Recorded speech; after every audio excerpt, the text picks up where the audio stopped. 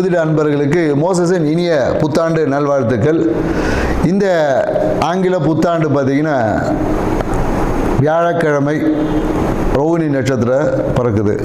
So இந்த புத்தாண்டு எப்படி இருக்கும் அப்படின்றத சும்மா ஒரு அனலைஸ் பண்ணுவோம்.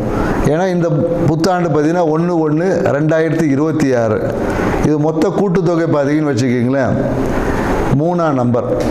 ஸோ இந்த வருடத்தோடைய கூட்டுத்தொகை பார்த்தீங்கன்னு வச்சுக்கிங்களேன் 1ஆம் நம்பர் 10 சூரியனோட ஆதிக்கம். இந்த வருடம் வந்து சூரியனோட ஆதிக்கத்திலும் குருவோட தன்மையிலும் இருக்குது. ஏன்னா இந்த 2 கிரகமே பார்த்தீங்கன்னா மிகுந்த வலிமையான கிரகங்கள். ஒன்று ஆன்மீகத்தில் மிக உச்சமானது, இன்னொன்று பார்த்தீங்கன்னா அரசியலில் உச்சம். ஸோ அப்போ இந்த அரசியலுக்கும் ஆன்மீகத்துக்கும் ஒரு மிகப்பெரிய ஒரு போட்டி என்பது இருக்கும். அதே போல் என்னென்னாக்கா அரசியல் என்பதும் இந்த காலகட்டத்தில் மக்கள்கிட்ட வந்து கொஞ்சம் சிறப்பாக இருக்கும்னு சொல்ல முடியும். அந்த ஆன்மீகத்தால் நிறைய பிரச்சனைகளும் அரசாங்கத்துக்கு இருக்கும். ஆன்மீகம் சார்ந்த விஷயங்களில் நிறைய குழப்பங்கள், தேவையற்ற பிரச்சனைகளும் இந்த காலகட்டத்தில் இருக்கக்கூடிய ஒரு காலகட்டம். ஏன்னா ரோகிணி நட்சத்திரம் சந்திரனோட நட்சத்திரம் சுயசாரத்தில் இந்த வருடம் பிறப்பதனால விவசாயம் என்பது இந்த காலகட்டத்தில் ரொம்ப சிறப்பாக இருக்கும்னு சொல்ல முடியும். விவசாயம் மிக சிறப்பாக இருக்கும். அதே போல் என்னென்னாக்கா நிறைய குழந்தைகளுடைய நலனுக்காக, குறிப்பாக என்னென்னாக்கா குழந்தைகளோட நலனை பேணி காப்பதற்காக இல்லை குழந்தைகளோட வெல்ஃபேருக்காக புதிய சட்டங்கள் எல்லாமே வரும். இந்த காலகட்டத்தில் என்னென்னாக்கா அரசாங்கத்தில் பார்த்தீங்கன்னா அதுவும் என்ன மத்திய மாநில அரசாங்கம் இரண்டும் ஒன்று இணைந்து குழந்தைகளுடைய மேம்பாட்டுக்காக ஏதாவது ஸ்கீம்ஸ், குழந்தைகள் ஏற்கனவே ஜெயலலிதா அம்மா பீரியடில் தொட்டில் குழந்தை திட்டம் மாதிரி இந்த காலகட்டத்தில் குழந்தைகள் எதிர்கால நலன் பாதுகாப்புக்காக சில சட்டங்களை உருவாக்கக்கூடிய வாய்ப்புகள் இருக்கு. அதே போல என்னன்னாக்கா தொழிலில் பார்த்தீங்கன்னு வச்சிங்களேன் நிறைய இந்த காலகட்டத்தில் தொழில் முதலீடுகள் எல்லாமே அதிகமாகும். குறிப்பாக இந்த காலத்தில் நிறைய வெளிநாட்டு முதலீடுகள் நிறைய இங்கே வந்து இந்தியாவில் வந்து வருவதற்கான சாத்தியக்கூறுகள் அதிகமாக இருக்குது. தொழில் முதலீடுகள் அதன் மூலம் நிறைய லாபத்தை எதிர்நோக்கி வெளிநாடுலேருந்து நிறைய இந்த இன்ஃபர்மேஷன் டெக்னாலஜி, எலக்ட்ரானிக்ஸ் திங்ஸ் இந்த மாதிரியான விஷயங்கள் அபரிவிதமான வளர்ச்சி இருக்குது. அதனால் தொழில் முதலீடுகள் இந்த வருடம் வந்து மிக சிறப்பான ஒரு விஷயமா இருக்கும். அதுவும் அயல்நாட்டு முதலீடுகள் அதிகமாக இந்த காலகட்டத்தில் கிடைக்கும். மேலும் என்னன்னாக்கா இந்த காலகட்டத்தில் மக்கள் என்னன்னாக்கா ஒரு காஸ்மெட்டிக் திங்ஸ், ஏன்னா காஸ்மெட்டிக் திங்ஸில் ஏதாவது ஒரு பிரச்சனைகளை சந்தித்து காஸ்மெட்டிக் திங்ஸ்க்கு ஒரு ரெகுலேட்டர் ஆக்ட் ஏதாவது வரும். ஏன்னா நிறைய பார்த்தீங்கன்னா இந்த ரசாயன கலப்பால் நிறைய பிரச்சனைகளை உருவாக்கக்கூடியது. அதனால் என்னன்னாக்கா நிறைய பேருக்கு இந்த ஹியூமினிட்டி டெஃபிஷியன்சி வரக்கூடிய வாய்ப்பு இருக்குது. ரசாயன கலப்பால் நிறைய பாடியில் பார்த்தீங்கன்னா விஷத்தன்மைகள் வந்து அதிகரிக்கக்கூடிய வாய்ப்பு. அதனால் என்னன்னாக்கா இந்த காலகட்டத்தில் காஸ்மெட்டிக் திங்ஸில் கொஞ்சம் கவனம் தேவை. மருந்து சார்ந்த விஷயத்தில் அந்த ரசாயன கலப்புகள் அதிகமாக அந்த விஷத்தன்மை, அதாவது குறிப்பாக என்னன்னாக்கா அந்த ஹியூமினிட்டி சார்ந்த விஷயம் சொல்லுவாங்களா, ஊட்டச்சத்து மருந்துகள் இல்லை நமக்கு இம்யூனிட்டி அதிகமாக்கக்கூடிய விஷயங்களில் பார்த்தீங்கன்னா ஏதாவது ஒரு ரசாயன கலப்பால் சில பாதிப்புகள் எல்லாமே உருவாகும். அதனால் அதை ரெகுலேட்டர் பண்ணக்கூடிய சில விஷயங்கள் குறிப்பாக தமிழ்நாட்டில் கண்டிப்பாக இந்த மருந்து கட்டுப்பாட்டுக்காக ஒரு வாரியம் இல்லை அதுக்கான ஒரு சிறப்பு விஷயங்கள் அமைவதற்கான வாய்ப்பு இருக்குது. மேலும் பார்த்தீங்கன்னா இந்த காலகட்டத்தில் என்னன்னாக்கா ஏதாவது ஒரு ரயில் விபத்துக்கள் மாதத்தில் பார்த்தீங்கன்னா ஒரு ஏப்ரல் மே மாதத்தில் ஏதாவது ஒரு ரயில் விபத்துக்கள் சந்திக்கிற வாய்ப்பு இருக்குது. ஸோ ட்ரெயினில் ஏதாவது ஒரு எலக்ட்ரிக்கல் ஃபயர் ஆக்சிடென்ட் இந்த மாதிரி ஏதாவது ஒரு நிகழ்வு வந்து இந்த காலகட்டத்தில் நடக்கும். அதனால் என்னென்னாக்கா ரயில்வே துறை இப்போவே வந்து அதுக்கான ஒரு முன்னெச்சரிக்கை. ஏன்னா அதுவும் என்னென்னாக்கா அதிவேகமாக பயணிக்கக்கூடிய ரயிலில் தான் அந்த விபத்து என்பது ஏற்படும். ஸோ மேலும் என்னென்னாக்கா நிறைய இந்த காலத்தில் பிஸ்னஸ் முதலீடுகள் வரும். நிறைய பேர் இன்வெஸ்ட்மெண்ட் பண்ணுவாங்க. புதிய தொழில் முனைவோர் அதிகமாகுவாங்க இந்த காலகட்டத்தில். நிறைய பேர் எனக்கு தொழில் முனைவோர் பட்டியல்னா நிறைய பேர் வேலைக்கு போயிட்டு காட்டிலும் நம்ம ஒரு பிஸ்னஸ் பண்ணலாமான்ற எண்ணங்கள் வந்து இந்த காலகட்டத்தில் அதிகமாக இருக்கும்னு சொல்ல முடியும். என்னன்னாக்கா மக்கள் மத்தியில் தங்கத்தின் மேலே நாட்டம் அதிகமாக இருக்கிறதுனால தங்கம் வந்து விலை வந்து குறையவே குறையாது, விலை வந்து ஏறிக்கிட்டே தான். ஏன்னா தங்கத்தின் விலை ஏறுமுகமாக தான் இருக்கும். ஸோ அது கிரகங்களை காட்டிலும் என்னன்னாக்கா அது வந்து கமாடிட்டிக்குள்ளே போனதில் தங்கம் விலை ஏற்றம் தான் இருக்கும். ஸோ அதனால் தங்கத்தின் மேலே மக்களுக்கு ஈர்ப்பும் அதிகமாக தான் இருக்கும். மேலும் என்னக்கா இந்த காலகட்டத்தில் ரியல் எஸ்டேட் துறை வந்து கொஞ்சம் நல்லாயிருக்கும்.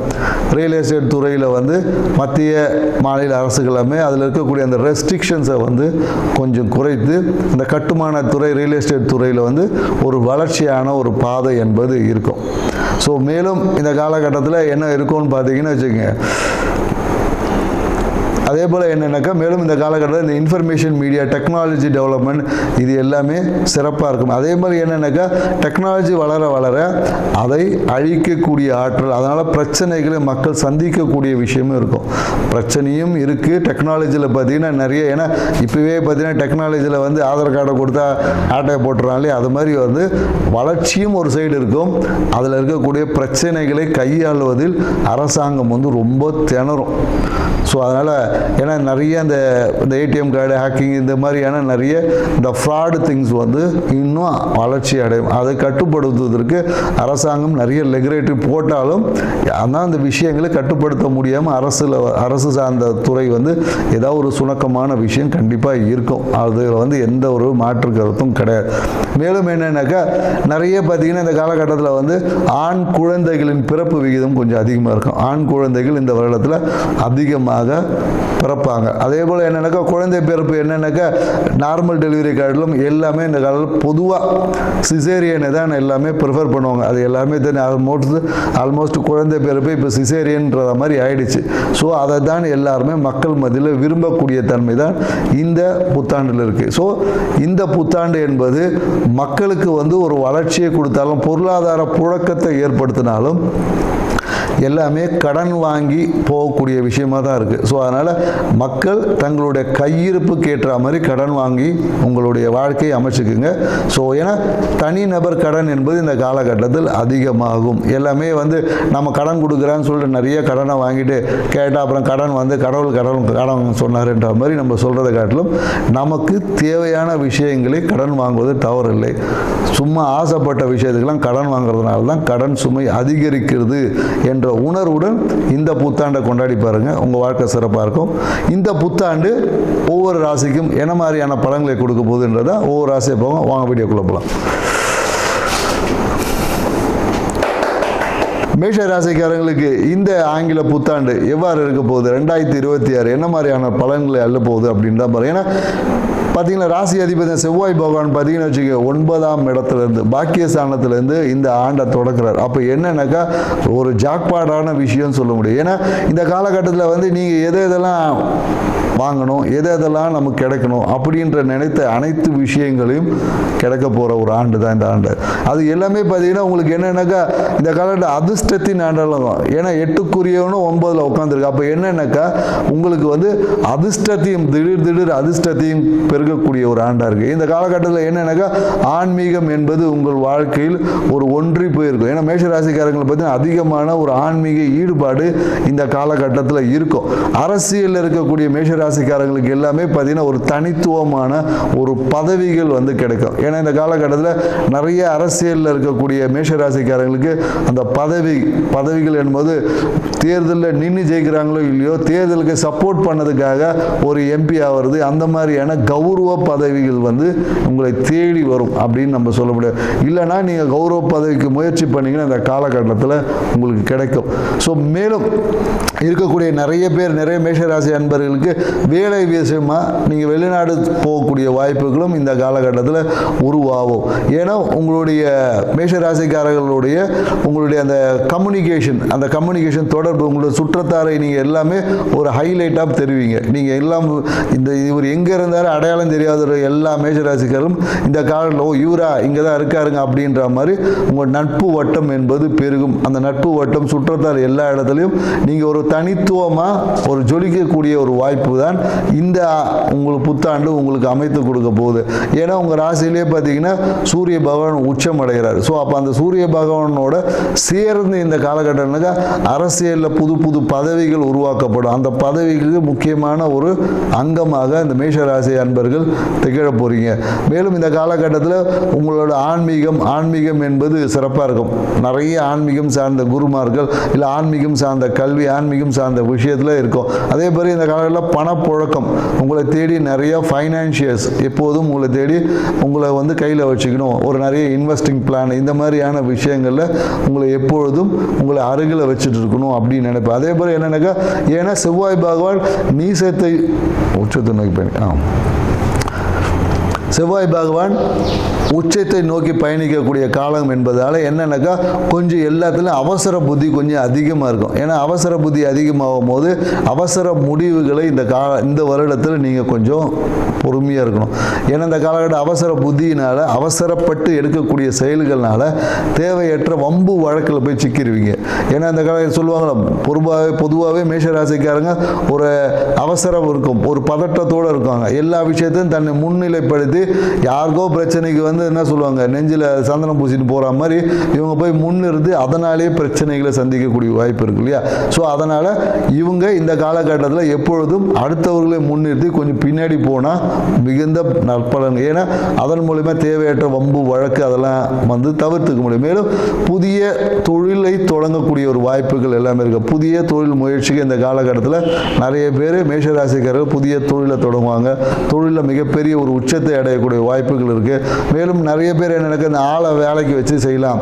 இந்த ஆட்கள்லாம் இருக்கோம் இல்லையா, ஆட்களை சப்ளை பண்ணுவது, இல்லை ஆள் 10 பேரை வச்சுட்டு வேலை வாங்குறது, இந்த மாதிரியான தொழிலை நிறைய பேர் செய்யறதுக்கான வாய்ப்புகள் இருக்குது. மேலும் என்னென்னாக்கா தொழில் முதலீடுகள் நிறைய பேர் செய்வாங்க. ஃபாரின் போகிறது, ஃபாரின் இன்வெஸ்ட்மெண்ட்டு, இந்த மாதிரியான விஷயங்கள் இந்த காலகட்டத்தில் உங்களுக்கு இருக்குது. ஏன்னா வருடத்தின் தொடக்கத்திலே பாருங்கள் குருவோட பார்வை இருக்கிறதுனால பொருளாதாரத்துக்கு வந்து உங்களுக்கு எந்த விஷயமும் இருக்குது. பொருளாதாரம் சார்ந்த விஷயத்தில் உங்களுக்கு எந்த தடை தாமதமும் இருக்குது. நீங்கள் நினைத்த காரியங்கள், நினைத்த விஷயங்கள், எதிர்பார்த்த பொருளாதாரம், இது எல்லாமே உங்களுக்கு கிடைக்கும்.